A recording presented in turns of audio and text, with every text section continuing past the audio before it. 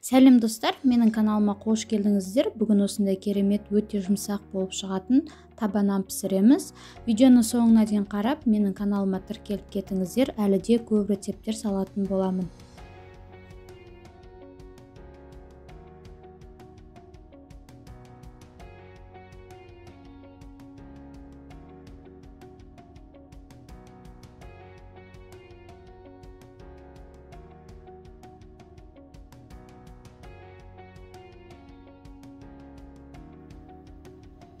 Ең алдыменен жылы сүтімізді, жылы суымызды, қантымызды, тұзымызды және құрғақ дрожжамызды салып, жақсылап араластырып аламыз.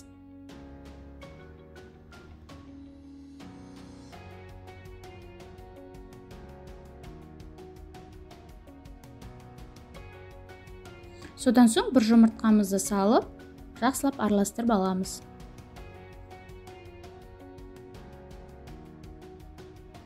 Араластырып болған соң, бөлме температурасындағы сармай саламыз, 100 грамм. Сармайдың орнына сұйық май құйсаңыздар да болады. Мен желінбей тұрған соң сала салдым.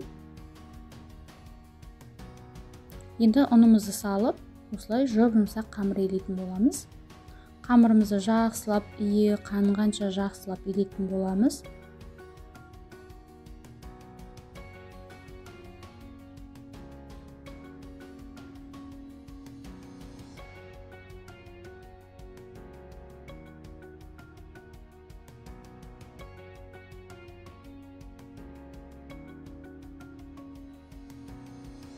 Қамырымызды илеп болған соң, 1 сағатқа бетін жауып тындырып қоямыз, көтерілгенше.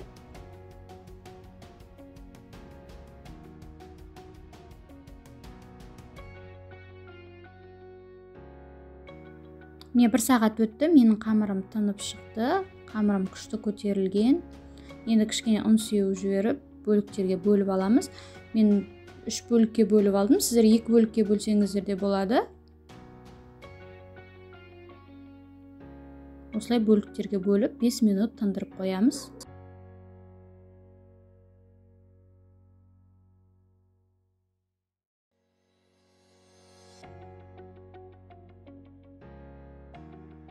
Міне 5 минут тұрып тынды. Енді қамырымызды жайып, табамызға саламыз, дөңгелектеп жайып аламыз.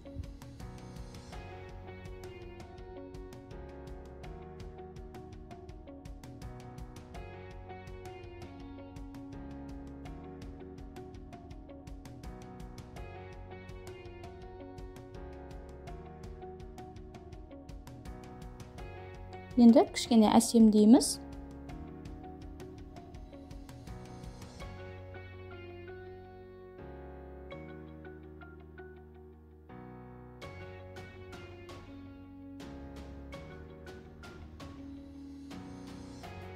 Осылай стаканның көмегімен әсемдедім.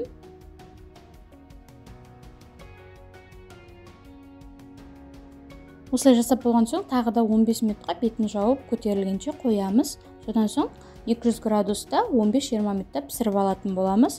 Бетіне мінекей тынып шықты, 15 минут өтті. Енді бетіне жұмыртқамыздың сарысын жағамыз және күнжіт, мак сепсеңіздер болады.